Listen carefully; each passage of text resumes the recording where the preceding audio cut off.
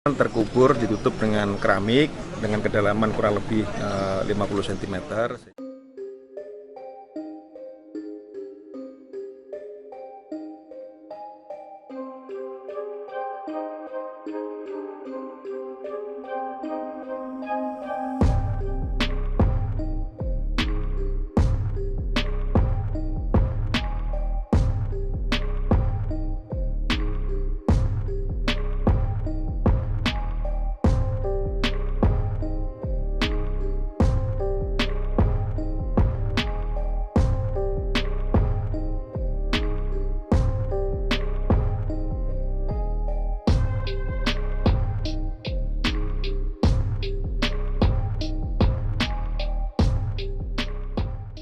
Pas waktu ditemukan tuh posisi mayat itu terkubur atau gimana? Iya, jadi untuk posisi mayat pada saya temukan terkubur ditutup dengan keramik dengan kedalaman kurang lebih 50 cm sehingga mayat sudah membusuk hari ini.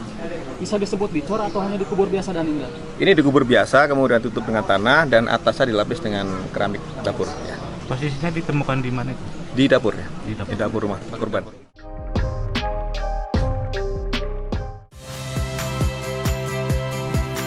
Saya Tifa Solesa. Saksikan program-program Kompas TV melalui siaran digital, pay TV, dan media streaming lainnya. Kompas TV, independen, terpercaya.